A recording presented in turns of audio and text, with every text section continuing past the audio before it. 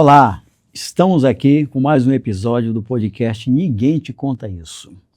E hoje eu vou receber aqui uma pessoa que é contadora. Ela veio de longe, veio do Espírito Santo, dá conselhos para empresário, vai falar sobre isso, um monte de coisa aqui da gestão empresarial. E é um prazer imenso receber aqui o Henrique de Oliveira. Seja bem-vindo, Henrique. Obrigado, professor. Prazer é meu. Já estávamos conversando aqui que sou um aluno seu indireto, né? Estudei com o seu livro, Matemática Aplicada a HP, Matemática Financeira Aplicada a HP, então é uma honra estar aqui com você. Aquele livro, ele já que você tocou, ele foi feito para atender três públicos. A pessoa que gosta de mexer com a calculadora, a pessoa que não gosta de mexer com a calculadora, mas gosta mesmo na unha, como se diz, e aqueles que são mais adeptos do Excel. O livro ele tem a resposta do exercício de três maneiras diferentes, na maior parte do tempo, assim, quase o tempo todo. Sabe que é engraçado que teve um tempo que as pessoas diziam assim, quando eu for comprar um carro, né, for sentar para negociar, leva HP na mão, né, já bota HP em cima da mesa. Né? Deveria fazer isso hoje, viu? Acho que se levar o livro, o cara fica mais... O vendedor vai ficar mais acanhado na cadeira. Viu? Você sabe que hoje, com a tecnologia, essa coisa do celular, disso, daquilo, as pessoas estão mexendo de tudo quanto é maneira na internet diferente, esqueceram de usar HP, que HP você ia treinado para fazer cálculo, para tirar dúvidas. Dá para você baixar HP no Excel, aqui também no celular. É só baixar e funcionar. E ela resolve muitos problemas. É porque para usar HP você tem que entender o conceito da matemática. O que está sendo aplicado naquele cálculo, aquele contrato, como que faz o cálculo. E lá dá para você fazer várias simulações. Agora o pessoal está usando a inteligência artificial. Mas até aí pode ser que em algum momento a coisa não seja adequada. Com certeza. Quem é o Henrique Oliveira? Então, eu sou contador de formação, né? Pós-graduado em auditoria, gestão financeira, controladoria, direito tributário também.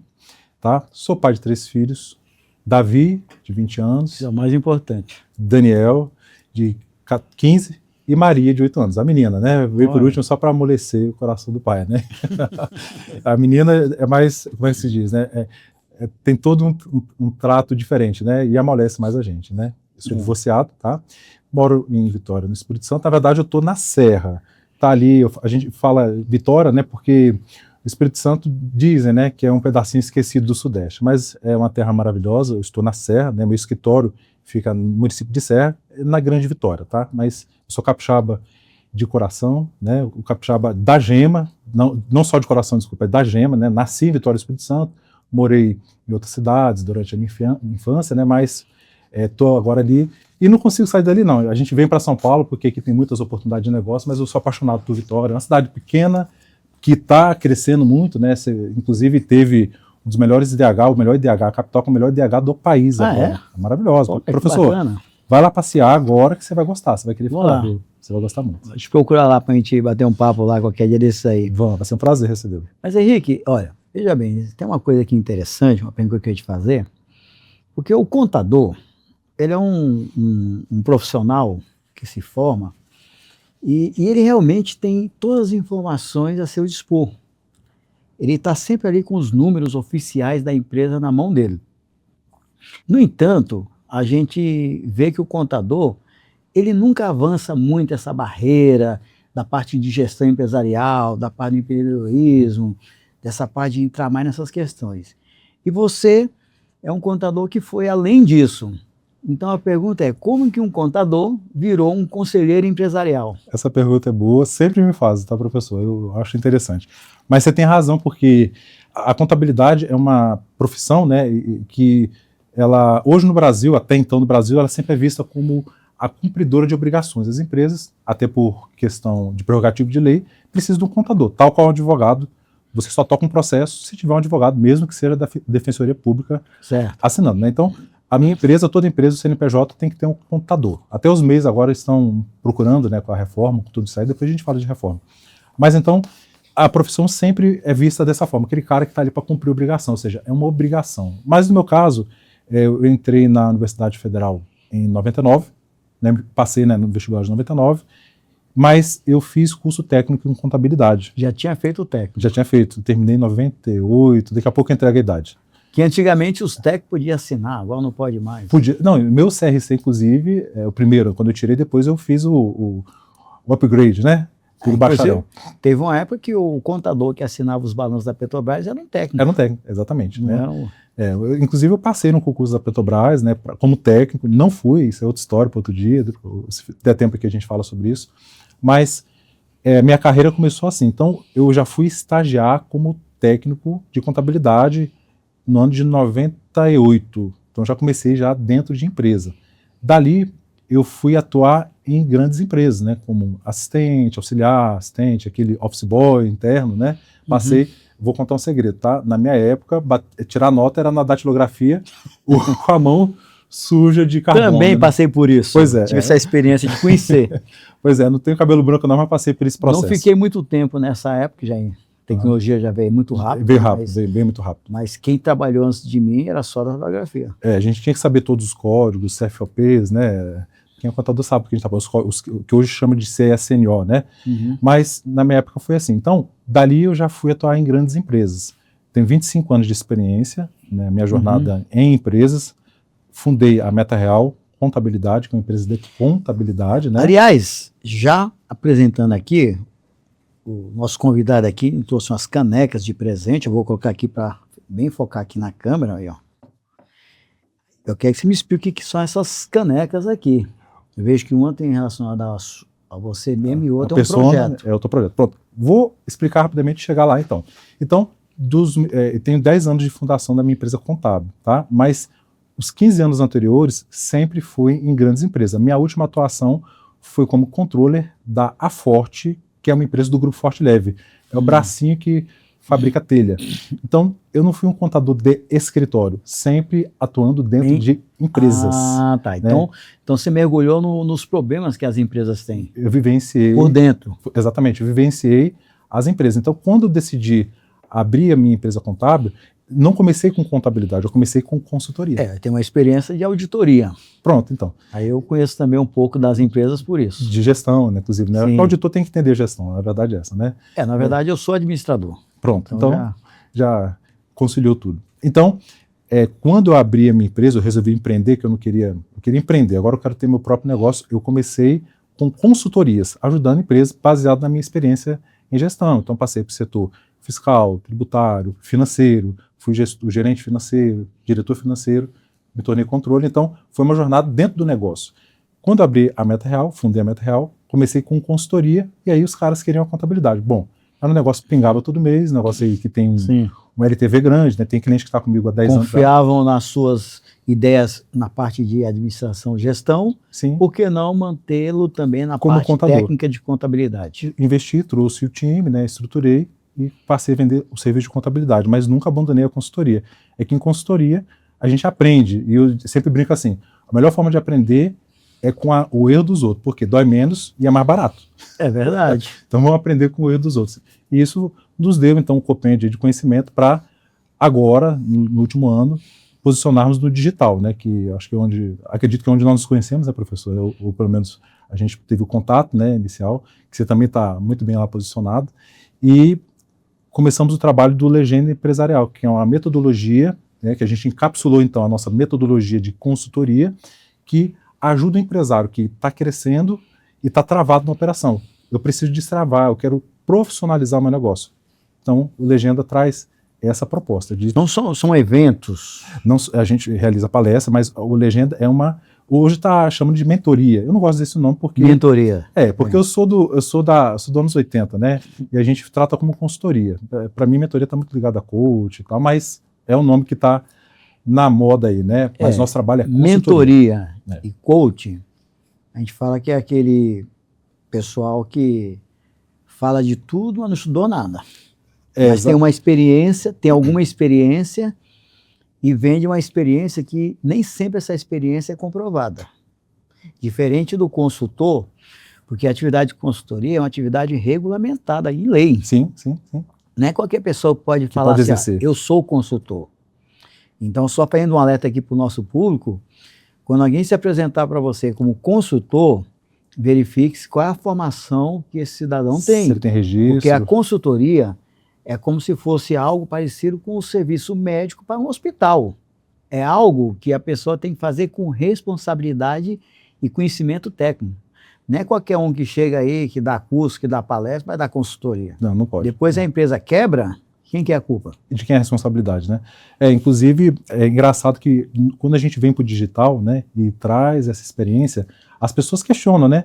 Porque tem muita gente no mercado falando, né, de negócio, de gestão, qual a sua empresa, qual a sua vivência, por onde você passou.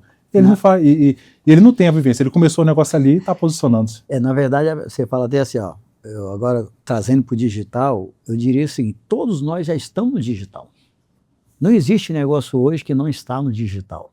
De alguma forma, nós fazemos parte dele de alguma maneira, seja em menor ou maior escala. Muito bom. Então, o nome é esse, né? Mas isso é que o digital fala, mas nosso trabalho é de consultoria. Então, nós encapsulamos um projeto de trabalho, de tarefa, o Legenda, ele é baseado em trabalhos, então, em ações. Então, quando a gente entra na empresa, o nosso projeto, né, que ele contrata o nosso serviço, nós vamos entender, mapear a empresa, fazer diagnóstico, trazer as boas práticas das vivências, né, claro, as formações da base, mas a gente vivenciou muitas coisas nas empresas, nessa jornada toda, né? Ou seja, você sabe por onde começar naquela empresa, como avançar e como terminar.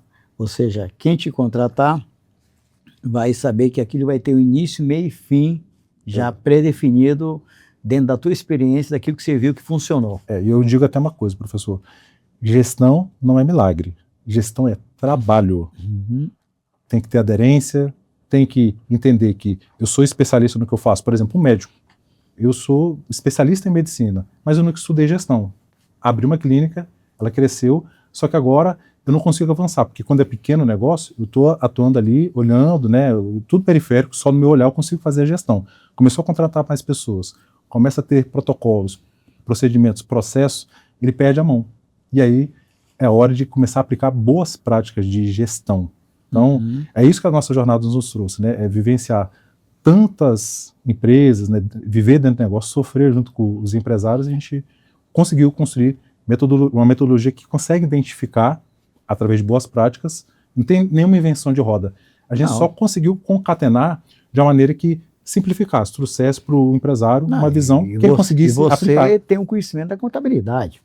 Pronto. Então, e você sabe que a tua contabilidade, ela vale muito ou não vale nada, dependendo da qualidade dos números. Então, para que você tenha bons relatórios contábeis, que pode ser muito bem usado dentro da empresa, os processos internos da empresa têm que funcionar muito organizado para que eles alimentem a contabilidade. Exatamente. Engraçado que está em alta aí a questão da reforma tributária, né? Inclusive, eu tenho falado sobre isso nas redes sociais, mas o que é interessante? Que tem muita gente que não está entendendo, né? Poxa, vocês estão fazendo terrorismo, né? Porque mudou, as regras estão mudando, o governo, de fato, está muito bem estruturado, muito bem arregimentado, está com muitas ferramentas para poder aprimorar os recursos fiscalizatórios, né? Os órgãos fiscalizatórios. Então, é muito importante que a empresa, não por medo do governo, que é uma coisa que eu acho que é ruim quando a gente se depara com um empresário que sente medo. Mas sabe o que eu te digo uma coisa? Muitos empresários só vão aprender isso aí quando cortar na carne. Infelizmente, vão ter que aprender na dor. Essa forma preventiva que você está falando aqui agora, de se preparar para o início da reforma tributária, que vai ser em 2027, é a previsão que ela comece a valer mesmo, para valer. Sim, sim.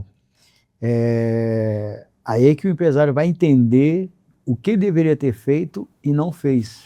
Você falou uma coisa muito importante, professor. A gente gosta de falar de planejamento estratégico. O planejamento estratégico é um passo atrás. Sim. Ok? O que é interessante? Eu quero tocar num outro ponto aqui, se o senhor me permite. Fica à vontade. Vamos falar de... Você é o especialista aqui. Vamos falar de fim da escala 6x1. Sim. E da NR1, saúde mental do trabalhador. Sei. São dois temas que estão em alta aí, porque, de fato... Eu tenho uma opinião sobre essa escala 6x1. Pronto. Não, a gente pode falar da opinião, mas o que é interessante? Veja bem, não tem novidade para ninguém.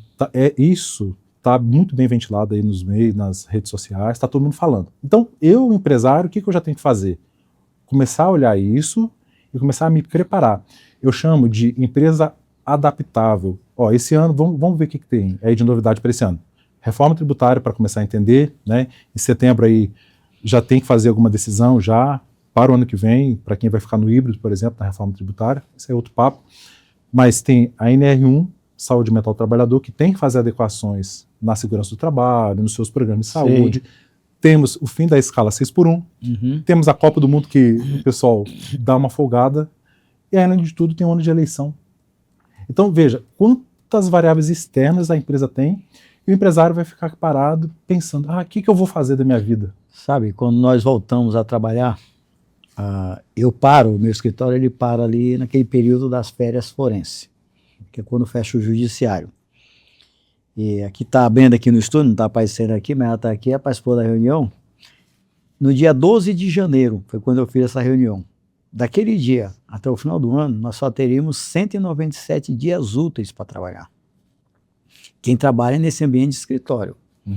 Se você trabalha no ambiente de turismo, o planejamento é outro. Ok.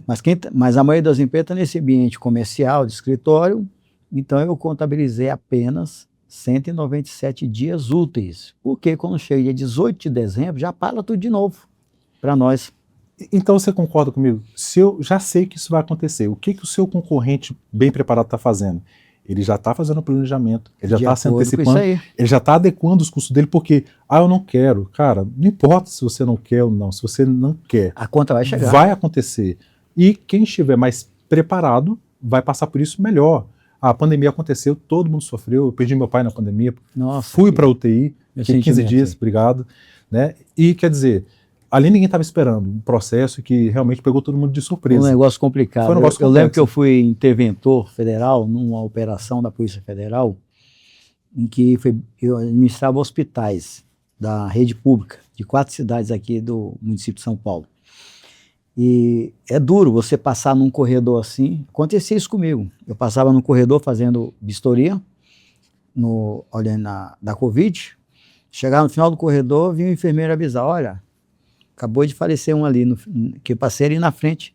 Enquanto eu estava passando ali, às vezes falecia 1 ou 2 pessoas. Lamentável. Uma coisa terrível isso aí.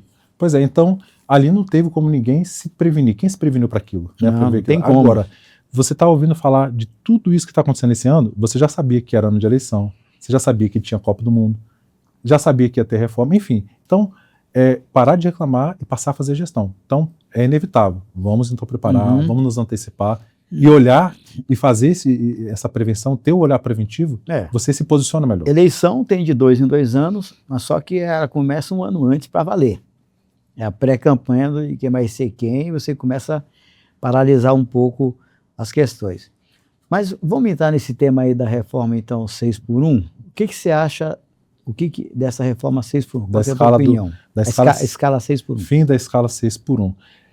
Olha, quero falar do aspecto técnico, né? Como empresário. Primeiro, vai elevar os custos, tá? E tem outra.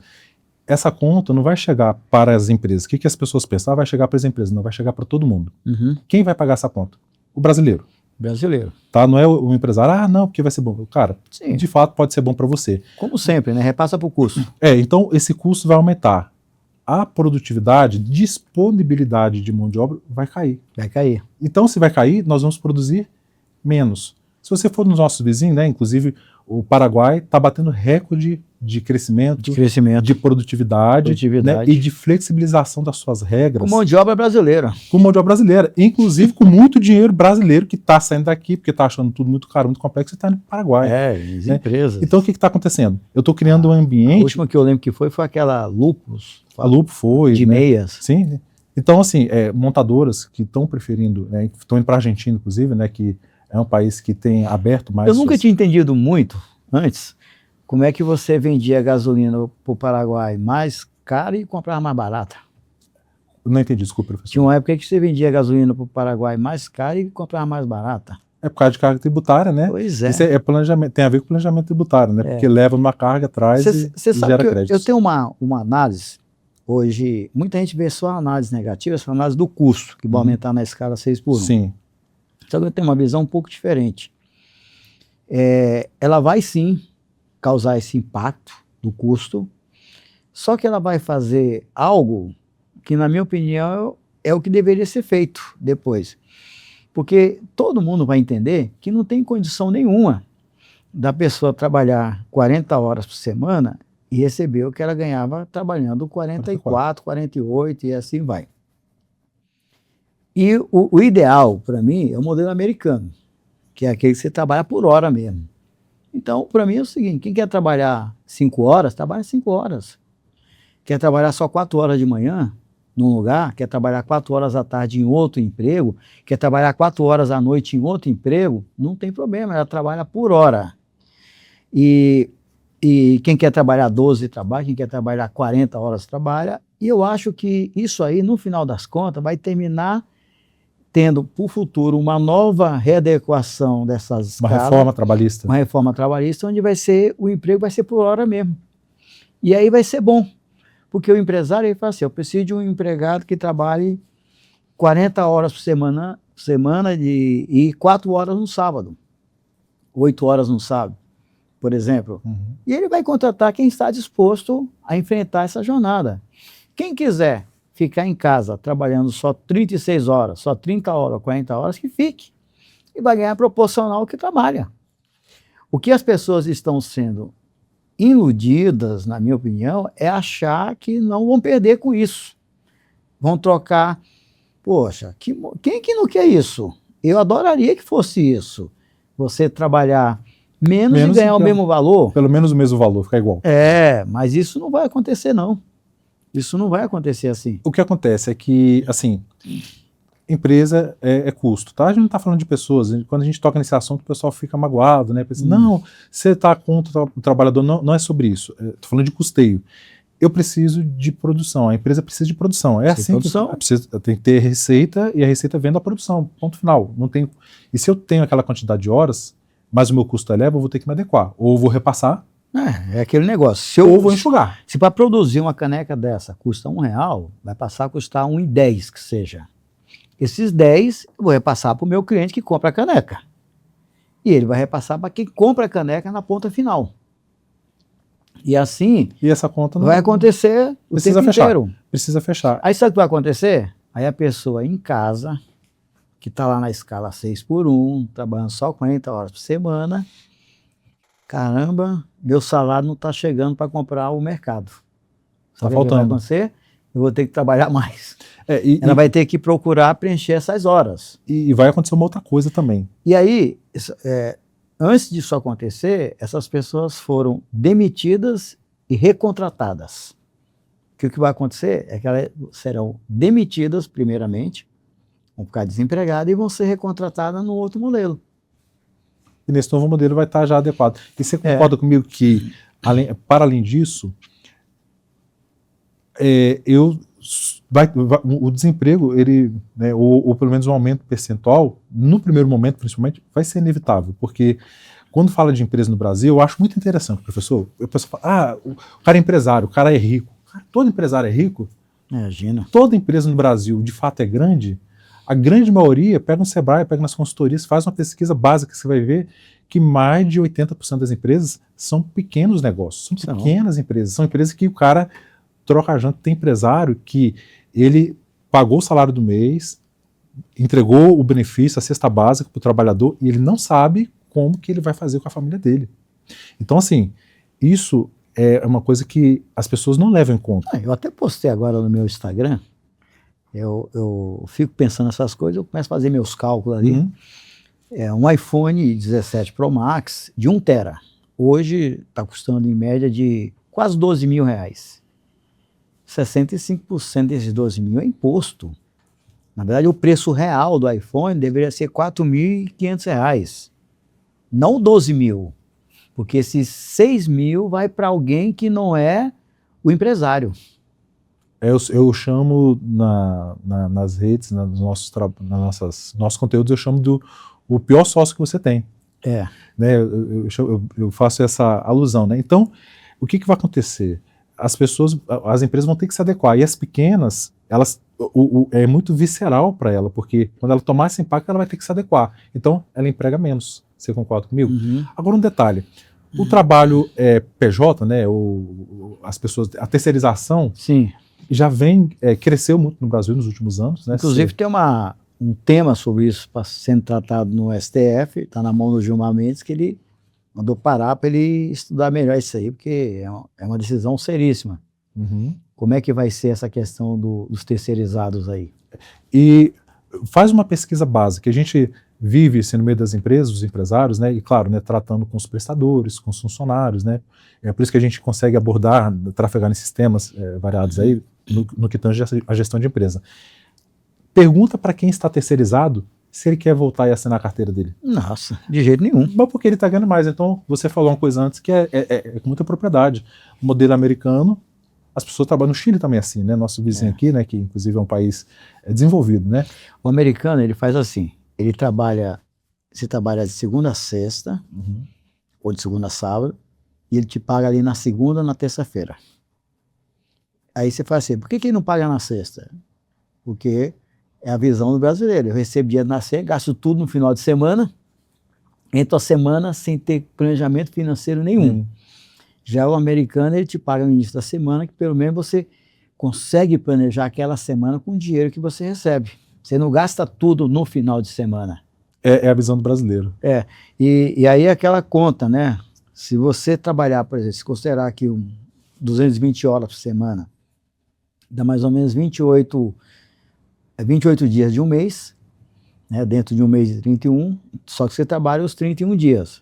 Então esses 3 dias de janeiro, 2 dias, fevereiro não tem, mas 2 dias dos meses que é 30 dias e assim por diante, no final dá um mês certinho, que é o 13º salário, que as pessoas acham que é um benefício. Na verdade, o que ela está recebendo no final do ano é uma provisão. É dias que ela trabalhou e não recebeu. É uma espécie de poupança forçada que o governo obriga o empresário a fazer para o empregado com o próprio dinheiro dele.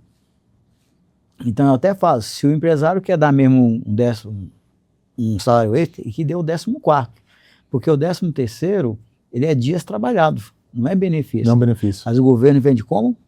Como benefício. Como benefício. E não é benefício. Sim, sim. É uma obrigação. Você que é contador, você sabe isso, sim, que eu estou falando. Sim, é muito claro para você. Claro, não, é 13º, férias. São provisões. São provisões. A contabilidade é tratada como provisão, não como benefício. Férias é um encargo, porque você está pagando a pessoa que não trabalhou. Sim, aí vira um encargo. Mas não é um benefício. Não é um benefício. É tratado como sempre uma provisão. Professor, você me fez lembrar de uma história.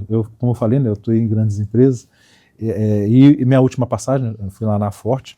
E interessante que foi tomada uma decisão lá, porque na visão do sócio, né, dos fundadores ali do Grupo Forte Dev, eu conheci eles de perto, né, a gente sempre tem contato, pelo menos com um deles. São pessoas que eu aprendi muito, né, são pessoas sensacionais. E eles tinham tem uma prática lá de dar uma cesta básica gigantesca. Sim. Tá? E aí é grande, dá trabalho, tanto que o pessoal tem que ir de carro, buscar, é um evento. Já trabalhei em empresa assim. Pronto, né? Mas aí o que aconteceu? Um belo dia, um gestor de RH tomou uma decisão, vamos botar cartão alimentação. Né? E é chão de fábrica, gente, é peãozada. E aí o que aconteceu?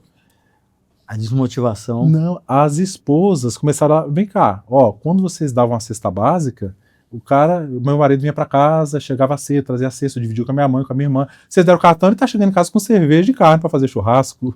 Então, gastando o dinheiro do... exatamente. Então, quer dizer, na empresa, né, a forma como é percebida as coisas, são benefícios, você me fez lembrar, é muito simbólico, se você não tomar cuidado. Você me fez lembrar um caso aí que aconteceu, que tem a ver com o Corinthians, mas tem a ver com empresa. Acontece assim, existia uma fábrica aqui em Guarulhos que há meses os empregados reivindicavam um aumento na cesta básica. Uma fábrica que tinha muitos funcionários, qualquer aumento que você dá, no geral, pesa muito para a empresa. Sim.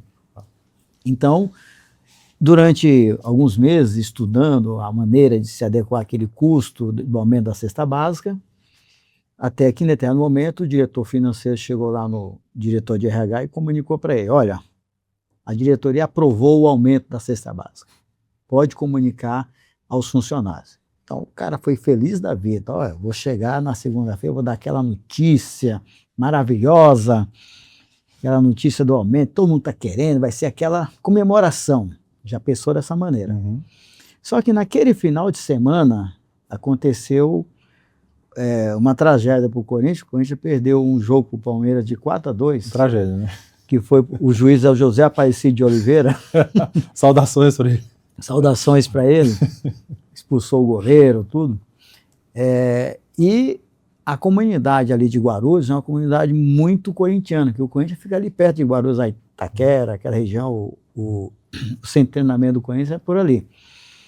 E aí foi muito afetada o emocional dos colaboradores, dos funcionários, porque a maioria da empresa era corintiana. Pode falar, uns 70% era corintiano dessa empresa. Especificamente era corintiano. E aí ele preparou lá todo um comunicado, colocou lá nos avisos, nos murais. E o pessoal nem ligou. O pessoal estava triste porque o Corinthians tinha perdido o campeonato. Se foi brasileiro ou foi paulista, eu não lembro. E ele não considerou esse fator do emocional dos empregados. Ou seja, até isso tem que ser considerado. Então, esse exemplo que você deu aí do mudar da cesta básica para o cartão, se você não souber trabalhar isso aí, o uso desse benefício, lógico, para a empresa é muito mais prático. Naturalmente. É menos custo, vamos dizer menos assim. Trabalho.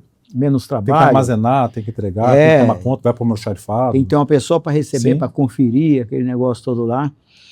E esse exemplo que você deu, eu vou... não sei se eu posso falar o nome da empresa aqui, mas era uma empresa dessas... Eu citei o nome de empresa aqui, né? Mas Não, no meu caso aqui, okay. Era uma dessas grandes empresas de alimentos. Ok. Dessas grandes empresas de alimentos do Sul também. E toda semana os empregados poderiam pegar produtos dessa empresa. Por exemplo, mortadela, esses produtos de alimentos, que... Vou dar só o nome dos produtos, quem quiser que adivinhe o nome da empresa. Presunto, essas coisas todas aí. E aí, as pessoas faziam uma reserva ali, numa lista, na segunda-feira, e na sexta-feira poderia retirar, na hora de ir embora ali, que estava tudo pronto numa caixinha separada dos alimentos. Até que um dia a empresa descobriu que muita gente estava pegando aqueles produtos para abastecer pequenos mercadinhos de bairro. Uau! Aí cortaram esse benefício. Você vê que coisa, né? Como que é utilizado. Que engraçado, assim, que a empresa, né? A gente está falando de gestão já, né? Eu sempre vou acabar caindo nessa linha, né, de gestão, porque, de fato, eu sou apaixonado. Eu amo ser contador, sou apaixonado pelo que eu faço. Eu gosto, sobretudo, de ver quando a gente atua a quatro mãos. Você sabe que a gente vê o resultado acontecer, né? Quem falava muito disso aí, que você está falando, que é também entusiasta desse seu pensamento, deve conhecer, José Carlos Marion. José Carlos Marion, claro. Autor Sim. de muitos livros de contabilidade. Eu tenho livro dele. Inclusive, se você tiver aquele livro, Análise das Demonstrações Contábeis, da capa preta, você pode me procurar, que eu sou citado na página 32 daquele livro. Eu vou caçar. Sou citado lá porque eu ajudei ele a fazer um pouco. Eu fiz algumas contribuições. Eu acredito que tem uns 2 livros dele. Eu fiz algumas contribuições para aquele livro, José Carlos Marion. E ele sempre falava assim, poxa, o contador, ele podia dominar tudo na gestão empresarial, em tudo, porque ele tem conhecimento geral de tudo. Mas o nosso contador aqui, e eu vou te falar isso aí, porque quando eu fazia mestrado em controladoria, aqui na Faculdade de São Paulo, 90% dos alunos são todos contadores. Mas o que eu percebo nos contadores? Que eles são formados na faculdade para serem legalistas. Ou seja, para se preocupar com essa parte do fiscal, essa parte... Está mais para o jurídico do que para a gestão. Está mais para o jurídico que para a gestão. Então, estou muito preocupado com as resoluções da Receita, as normativas que vão saindo da PGFN, as leis que vão surgindo e está adequando a empresa. Porque o contador ele tem muito medo de ser responsabilizado por a empresa amanhã pegar um auto de infração, que é uma multa, aquele negócio, o fiscal vai lá, multa a empresa. Pô, foi problema na contabilidade. Foi do contador. Então, por isso que hoje, se está na área tributária, um dos produtos que a área tributária vende muito é essa questão de recuperar tributos. Sim. Porque as empresas realmente pagam tributos a maior para não ter que amanhã ser multado. Porque se eles recolhem a menos, o fiscal vai lá, multa em você, se recolheu a menos. Se ele recolhe a mais, o fiscal não vai lá para devolver. Não. Não vai A menos que vá lá auditar para pedir, devolver. senão... Então, se a empresa não tiver essa revisão tributária frequente, é capaz que ela perca muito dinheiro. Sabe o que é interessante? Que a maioria das empresas pagam impostos a mais. Sim. E, sobretudo, por conta de... Sim, concordo, porque é uma questão de prudência, né? Inclusive é um princípio contábil, né? O princípio da prudência. Então, São 7 princípios contábeis. Então o contador ele pega esse princípio e senta em cima. É o princípio da prudência. Mas Você vê que eu estudei um pouquinho de contabilidade. Talvez esteja até mais avançado que muitos. Com toda certeza. Mas então, o que acontece? É bem trivial você ter uma pessoa que lá no faturamento você investe para ter uma pessoa boa. E essa pessoa tem conhecimento, está preparada para cadastrar o produto. Sabe aonde acontece? A maioria a gente desenvolve trabalho de recuperação. No cadastro de produtos. No cadastro do produto. Você sabe que interessantíssimo. Eu trabalhei num laboratório farmacêutico que o dono da empresa, lá, esse laboratório deu muito certo porque ele tinha 3 irmãos. Um dos irmãos era da área de marketing e o outro irmão era da área de tecnologia e administração. E tinha um lá que também era da área de marketing, da área de vendas. Uhum. E ele falava o seguinte, que o cadastro de materiais e de produto é algo tão importante dentro da empresa que quem deveria fazer era o dono. De tão importante que é. Eu citei algumas experiências aqui que eu passei. Mas muitas empresas, faz aí, pega o estagiário digital. O melhor analista de faturamento das empresas, no Brasil em geral, é a sobrinha. Uhum. É a sobrinha, filho, né? Não é que não tenha pessoas capacitadas, mas não pode ser assim, porque, e eu vou te falar mais, sai muito mais caro do que você botar um profissional. É porque para o nosso público aqui entender, dependendo da forma que o produto é cadastrado dentro da empresa, ele paga mais ou menos imposto.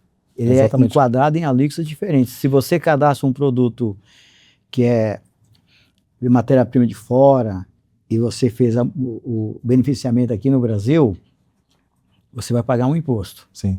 Mas se você mudar o nome do produto, já muda o imposto. Tem uma matéria chamada classificação fiscal, que é pegar o produto e saber classificar ele adequadamente dentro da tabela de IPI, dos códigos de serviço adequados, enfim. Mas o que é o ponto? Que quando essa nota vai para a contabilidade, o que as pessoas não entendem?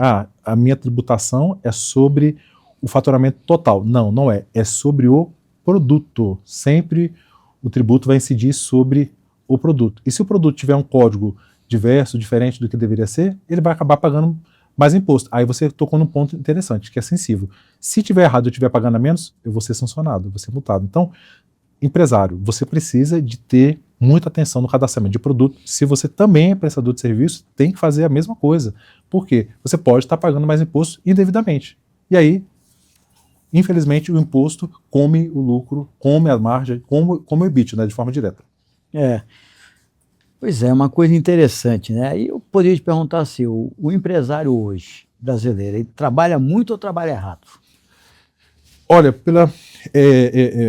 a gente passou, debaixo do meu CRC, professor, passou mais de 1.000 CNPJ nos últimos 10 anos, né? Eu devo ter uma base de clientes com 600 CNPJ aproximadamente hoje, né? Uhum. E eu posso dizer com toda convicção, isso é observação em campo, a grande maioria trabalha errado. Aumenta seus custos porque trabalha errado. Uma das coisas que a gente fala muito é sobre pessoas, né? A gente bate muito nessa tecla sobre pessoas, liderança. É engraçado porque as pessoas me questionaram dias atrás, Henrique, por que nas redes sociais você fala tanto de liderança, sobre funcionário? Cara, porque a gente foi para a empresa e a gente aprendeu uma coisa que se tornou invisível. A gente fala, tem uma temática que eu trago sempre, né, em algumas palestras, sobre o vazamento invisível do lucro. Vamos falar sobre isso aí rapidinho, professor, se me permite. Pode ficar à vontade. A entrevista é sua. Quando eu contrato mal pessoas que não são adequadas para o cargo, e eu também não tenho processos definidos, mas eu contratei uma pessoa com um salário mais baixo. Olha o que vai acontecer. Esse cara vai entrar, primeiro, vai levar tempo para poder preparar essa pessoa, às vezes ela é desqualificada, a qualidade do produto, da entrega, do atendimento vai cair, essa pessoa tende a não ficar, e geralmente você vai ter que demitir, porque ele é ruim para aquela função ou para aquela demanda. você vai ter que recontratar alguém. O custo com recontratação, turnover, né, o chamado turnover, com recontratação, retreinamento, né, e até mesmo você perder um cliente bom que foi mal atendido por uma pessoa que você resolveu pagar mais barato, porque você achou que estava economizando, se tornou um vazamento de lucro. Se você tem pessoas mais bem qualificadas, com processos definidos, pessoas que de fato são remuneradas por meritocracia, uma coisa que eu tenho que esclarecer, porque eu apoio muito nas redes sociais, que eles falam, o empresário fala, cara, você está falando que eu tenho que dar meu lucro para o funcionário? Não, você não tem que dar lucro para ninguém, porque o primeiro lucro é da empresa, não é seu. Certo. Né? Eu sempre digo isso, professor, o dinheiro da empresa não é seu, é da empresa. O que você pode fazer como sócio, que tem direito às cotas, tomar uma decisão estratégica do que fazer com o resultado financeiro que é reflexo do seu lucro, que foi apurado, ponto. Então, agora, você reservar uma parte disso para, por meritocracia, remunerar melhor, reinvestir na equipe, ter um time bom, ter pessoas que andem com você, isso vai fazer com que você tenha mais produtividade. Sim. Clientes melhores, ou clientes com identificação com as pessoas que estão na sua empresa. Então ele vai voltar porque ele está sendo bem atendido, porque a pessoa está bem. Isso é uma questão de clima. Eu falo espiritual e eu vou dizer, não é espiritual de religião. Estou falando clima organizacional. Está na moda, né? Cultura, falar de cultura. Está bem na moda isso, falar de cultura. Então, ele fica batendo nessa tecla de querer economizar com folha de pagamento, e não entende que é um investimento importante, é uma alavancagem importante na empresa, e aí ele vai ficar sofrendo sempre. Não, o problema, acho que o empresário, ele tem que entender o seguinte, salário é uma coisa que custa caro. Ok. Custa muito caro para o empresário. E custa caro também até para o próprio trabalhador. Porque se ele ganha lá 7 mil por mês, por exemplo, e recebe 5, deixou 2 para o governo, da parte dele. E o empresário vai deixar não sei mais quanto também para o governo. Então o salário custa caro para os dois. Agora, o que é que não custa tão caro? Benefícios. Só que o problema de benefício, tem que tomar cuidado como fazer, porque depois a pessoa pode dizer que aquele é salário disfarçado. Tentar incorporar. Salário disfarçado. Mas assim, o que acontece? Você tem metodologia para construir um clima adequado, saudável, Sim, com coisas pequenas. Um exemplo, tá? Você tem foi o ano, nós não citamos isso aqui quando falamos de dias úteis, mas esse ano foi o ano que recorde aí de feriado em dia de semana. Acho que foi 11, né? Foi o ano que mais teve dos últimos, sei lá, quantos anos atrás. Não vou me aventurar não, porque eu vou errar. Você sabe que eu já falei no primeiro dia da minha empresa lá? Tem poucos colaboradores, mas eu já falei. Nós vamos emendar todos os feriados. Eu faço isso na minha empresa também. Pronto, achei um cara que pensa igual a mim. Nós vamos emendar todos os feriados. Muito bom. Só que o seguinte, emendou, já começa a compensar na semana seguinte. Não é compensar 15 minutos, compensar 1 hora por dia. Ok. Mas já fica assim, se a pessoa já quer, ela quer viajar, vai viajar, então já pode planejar as datas, já pode comprar as passagens, já pode fazer, não vai ter surpresa. Porque o chato é você ficar toda semana o funcionário perguntando, vamos emendar? Não vamos emendar nesse feriado. E mesmo a gente tendo essa regra, tem gente que fica perguntando ainda. Isso é muito ruim, né? Mas assim, o que eu penso sempre? Assim, eu tenho uma questão de senso de justiça, né? Eu penso assim, empatia, vou colocar assim. Quando eu empresário, né? Eu tenho 25 pessoas na minha equipe, tá? E eu sempre fico olhando e pensando, como que as pessoas se sentem? Exemplo, professor, se a gente, como empresário, decidir fazer um passeio com a família, você se programa e faz. Para essa pessoa que tem uma remuneração menor e também não tem a disponibilidade de tempo que eu tenho, para ela se torna mais difícil, tem que ser planejado. Então, o empresário atento, o que ele vai fazer? Vou usar uma oportunidade dessa, vou colocar para compensar. Veja, o que ele vai gastar a mais? Estou falando de dinheiro, em fazer o trabalho de emendar. Financeiro, nenhum. Às vezes até a produtividade aumenta. Você fala, gente, vamos tocar o pau aqui, como a gente diz lá no meu município, lá na minha cidade, vamos tocar o pau aqui, vamos produzir porque nós vamos emendar. A pessoa trabalha, ela bota faca nos dentes e vai embora. Eu falei assim, rapaz, o dia tem 24 horas. Eu só quero 6 horas sua por dia, tá ótimo. Tá ótimo. Mas me dá essas 6 horas. Exatamente. Não enrola, não. Eu gosto de, na empresa, né? Eu gosto de medir produtividade, a entrega. Você tem que entregar, né? Eu precisei Eu só tenho mulher na minha empresa, tá? Só tem um mulherio danado. Você é machista. Cara, pois é. Só tem mulher lá. Só tem mulher, você é machista. Você sabe a pergunta que sempre me fazem, tá?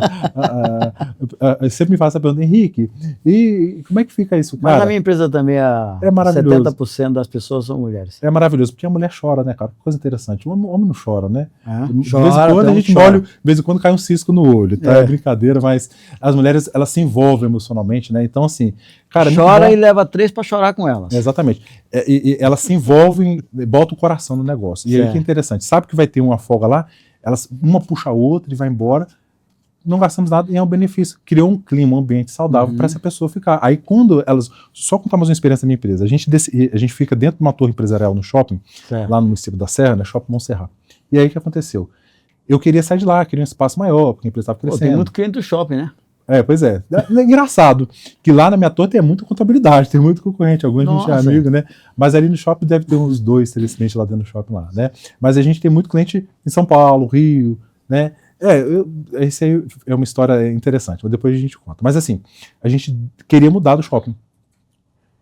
Aí, uma gerente falou, Henrique, vamos fazer uma pesquisa, vamos perguntar às meninas o que elas acham.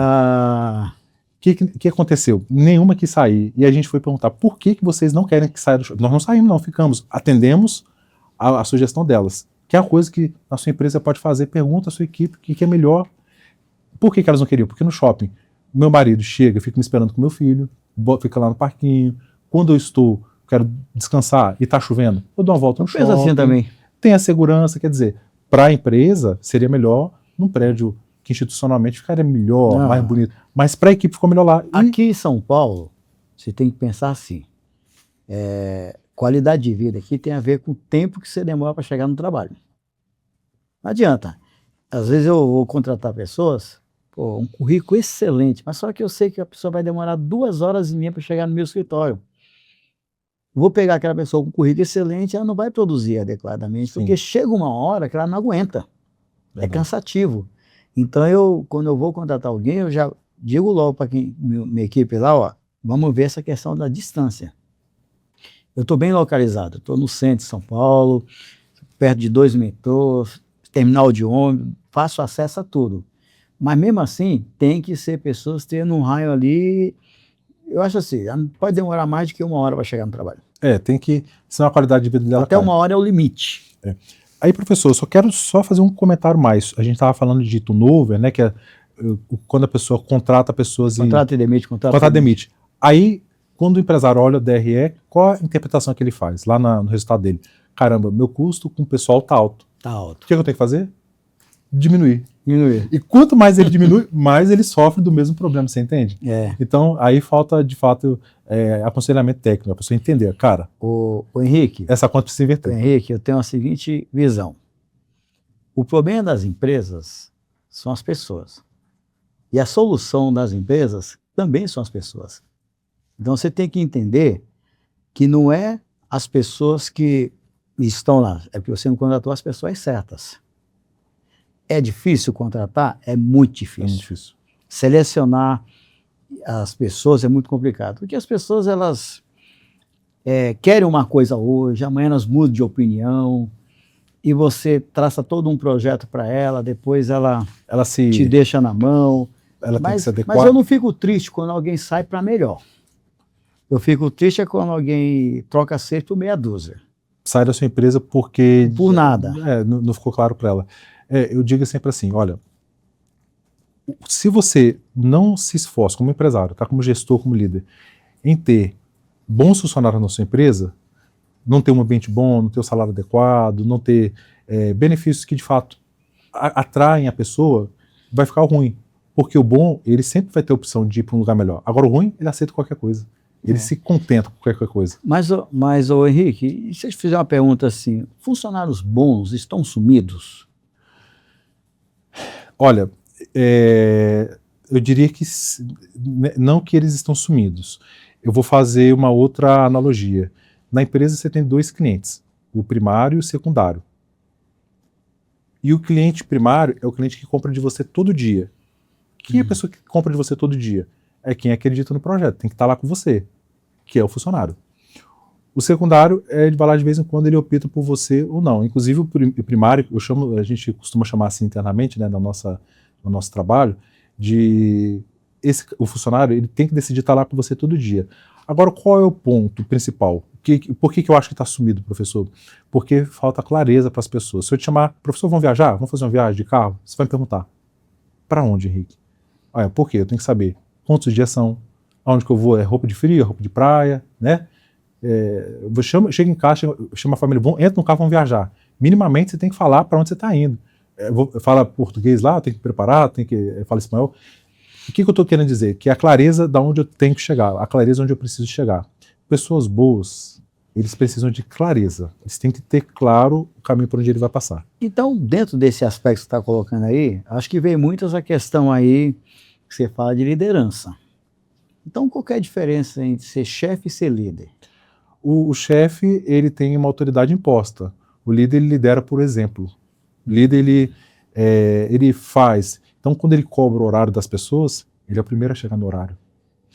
O líder, quando ele fala para a pessoa, olha, não faça dessa forma, porque ele faz da forma como deveria ser feita. O líder, ele dá feedback. E um ponto, feedback tem uma metodologia para dar feedback para as pessoas. Você não pode dar feedback de qualquer jeito. Vamos falar? 3 passos para um feedback de sucesso. Primeiro... Vamos prestar atenção nisso aí. Vamos prestar atenção, né? Primeiro passo, você não pode falar da pessoa aplicando a ela o comportamento. Por exemplo, você é desorganizado. Não, você está trabalhando de uma maneira desorganizada. Porque eu não estou atacando a pessoa. Então, eu estou falando do comportamento dela e não atribuindo a ela um adjetivo. Vou parar de xingar meus funcionários. Esse é básico. Segundo, você tem que dar clareza do porquê que você está falando. Você está trabalhando desorganizado e o resultado disso é que, por exemplo, você não se organizar, você está cadastrando os produtos errados e aí a nossa empresa está tomando prejuízo. Às vezes você até ensinou errado. O processo tem que estar claro. E por fim, você tem que mostrar a expectativa. Eu espero que nos próximos dias isso mude, por quê? Porque assim você vai estar desempenhando o seu trabalho de uma forma adequada, tal, e vamos evitar esse prejuízo. Pronto. Mas o feedback, aí tem uma segunda camada do feedback. Eu tenho um prazo. Eu tenho que dar feedback uma vez por mês? Pode ser. A cada 2 meses? Pode ser. A cada trimestre? Pode ser. Mas tem que ser ritual. Por quê? Porque senão o cara vai achar assim, o professor me chamou para me dar um feedback, porque você estava chateado porque o colaborador errou. Aí chama atenção. Aí o cara melhora e nunca mais fala nada. Aí quando ele erra de novo, como você não tem ritual, você vai fazer o quê? Chama atenção. Porque eu acho que o funcionário, ele sempre está querendo conversar. Às vezes ele quer conversar, mas não se sente à vontade para conversar com o líder dele. Não tem escutativa. Então, é sempre bom, na minha opinião, você está sempre interagindo. Tem gente que se diz líder e fala assim, eu não me intrometo na vida dos meus funcionários, aqui é só profissional, não sei o quê. Mas eu falo, não é se intrometer. Não. É você ter um pouco de empatia. É humanização. Humanização com que a pessoa vive. A pessoa está com um problema particular que ela não quer te contar, que ela não confia em você que você vai entender o que ela está passando. Né? Então, se eu te fizer uma pergunta assim, então poderia dizer que os bons funcionários abandonam seus líderes? Eles abandonam, geralmente é o líder. Líder ruim, no caso. O funcionário ele não abandona a empresa, ele abandona o líder. E aí o que acontece? Porque ele não tem a admiração para seguir aquele cara. Porque, poxa, eu passo mais tempo na empresa do que em casa, às vezes. Eu vejo mais tempo a empresa, o empresário, o gestor, o líder, meus colegas, do que a minha família. Se minimamente esse ambiente não é saudável, eu não vou querer ficar lá. E aí, quando você tem um líder tóxico, que não mede resultado, né? Eu falei esses dias aí, professor, no Instagram, e fui até ameaçado. O que foi que você falou? Eu falei uma coisa no Instagram, eu fui até ameaçado por algumas pessoas. Eu ouvi cada palavrão que você não imagina. Vamos ver aí. É que eu falei bem assim, muito cuidado com aquele cara que vive suado pelos corredores, para baixo e para cima, chefe, vamos produzir, vou ficar até mais tarde, tal. Porque esse cara, ele mostra serviço quando o chefe chega na sala. Aí tem aquela pessoa que é constante, fala baixinho, mas ela é produtiva. Mas como ela não bajula, porque no dia de hoje, né, quando você vê na rede social, essa coisa toda, as pessoas querem bajuladores e não pessoas que de fato vão produzir. E aí o que acontece? Ele fica valorizando esse cara. Aí eu falei bem assim, eu gosto de valorizar aquele cara que parece. Parece preguiçoso. Pronto, me apedrejaram. Mas eu não estava falando do preguiçoso, do irresponsável, valorizar o irresponsável. Estava falando de valorizar por dado. Olha o número.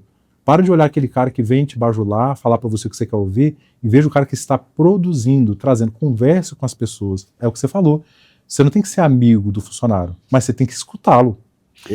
Eu sou daquela opinião, eu gosto muito de futebol, eu gosto das coisas todas aí. Então eu acho que um time de futebol, seja clube ou seleção, ele representa muitos papéis dentro de uma empresa. Que, veja, num clube de futebol você tem gente que, em função de defender, meio de campo e fazer gol.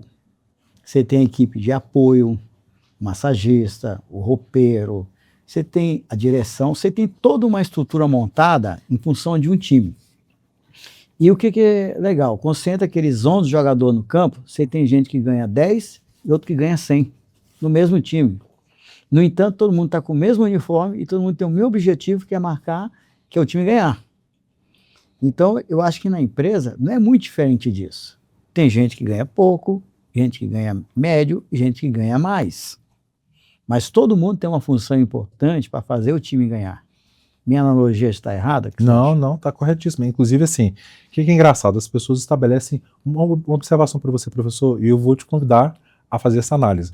A maioria das empresas estabelece metas de venda. Poucas estabelecem meta de lucro.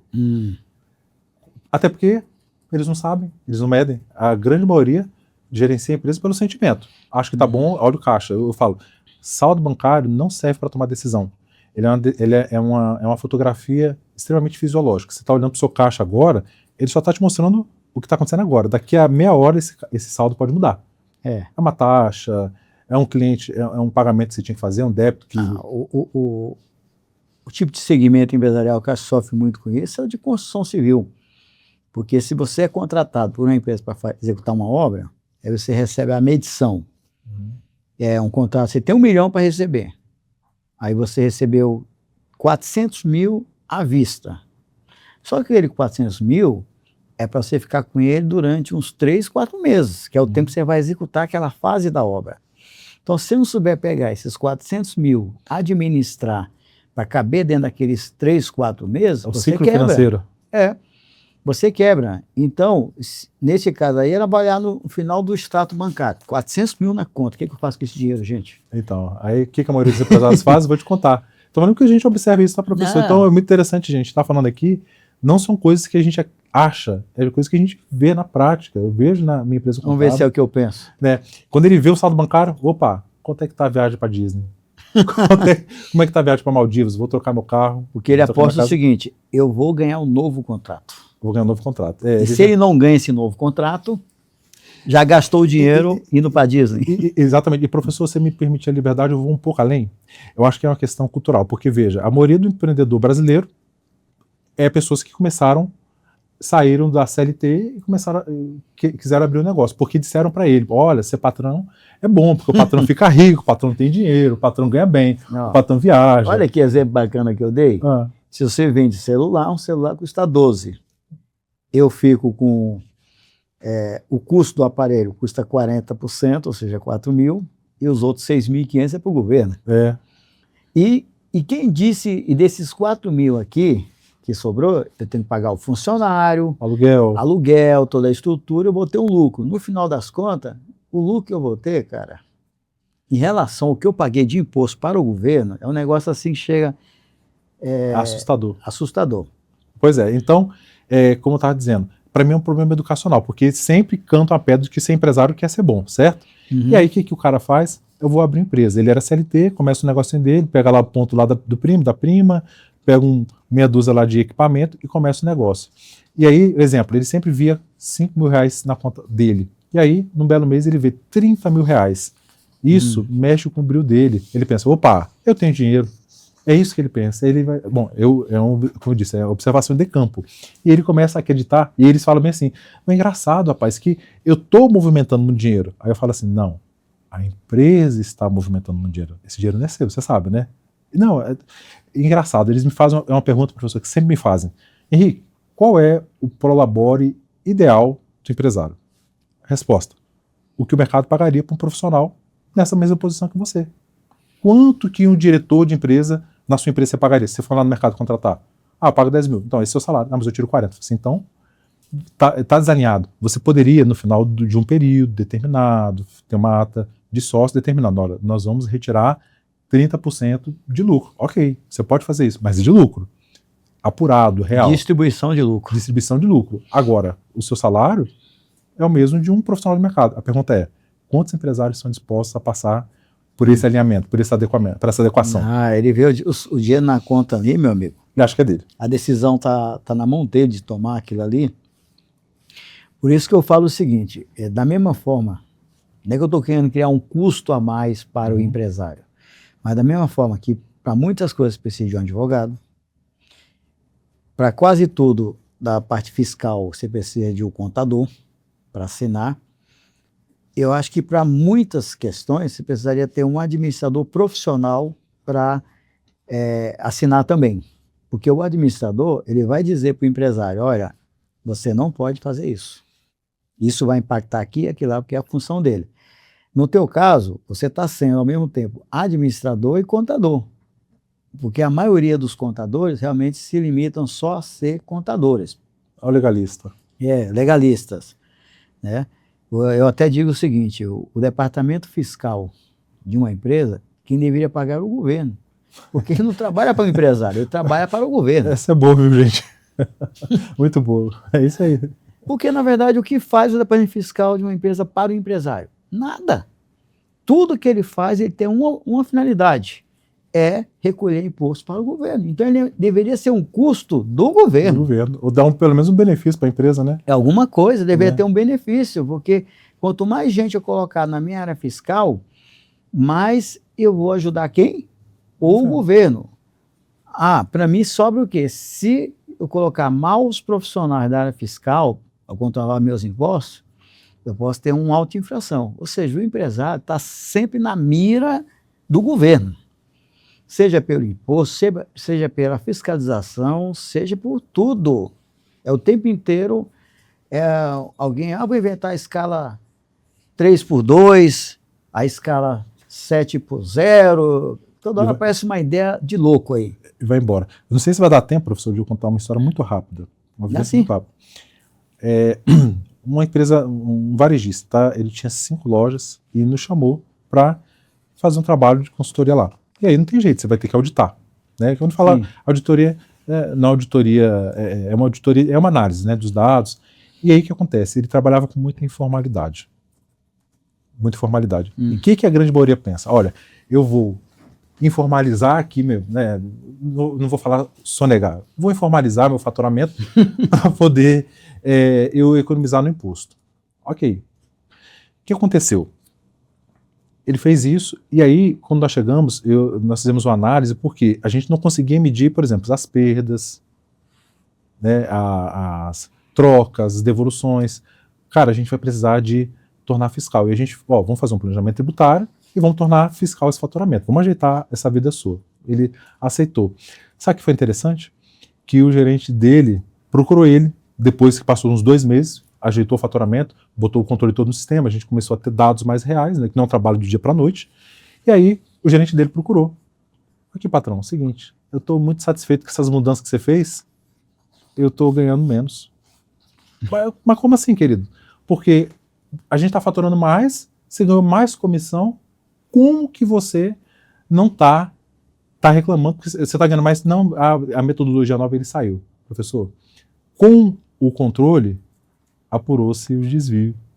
Quase 500 mil reais o funcionário estava desviando. Ele junto com mais 2 vendedores. Ele montou um esquema bem estruturado dentro da empresa. Era informal, casa da mãe Joana. Exatamente. Então, o que o empresário pensava? Eu vou fazer informal para eliminou o desperdício. Eliminou o desperdício, fez planejamento tributário, começou a aparecer o dinheiro dele, melhorou o resultado dele. Eu acho que isso aí deve ser, eu calculo aqui, ou chutar, uns 70% das empresas tem coisa saindo pelo ralo. Tem mais vazamentos do que o empresário pensa, por atuar de forma informal. Henrique, rapaz, tinha pergunta aqui para fazer uns 5 podcasts aqui contigo, mas aqui eu tenho um horário aqui que a gente estabeleceu, né? que é mais ou menos de 1 hora o nosso papo, passou um pouquinho, mas não tem problema. Henrique, cara, eu só queria te agradecer, um papo gostoso, leve, tranquilo, foi um prazer te receber aqui, rapaz. Eu que agradeço, professor, estou honrado, né? Acredito que cheguei aqui com o coração gelado, né? De uma pessoa que eu reconheço, que é uma autoridade. Imagina. Da minha formação, tá? Então, eu que agradeço, professor, muito obrigado. Não, obrigado ao nosso. Bom, pessoal, as redes sociais do Henrique tá aqui, ele é bem ativo nas redes sociais, tem muitos cortes aí legais. Você pode ficar assistindo assim por horas, repete, porque é a experiência de uma vida, né? E eu peço você para seguir aqui o nosso canal, colocar, comentar, pede entrevistados aqui, cita nomes para a gente buscar aqui, e que nós vamos tentar trazer aqui para a gente bater esse bate-papo com você aqui. E esse foi mais um episódio do podcast Ninguém Te Conta Isso. Até a próxima oportunidade.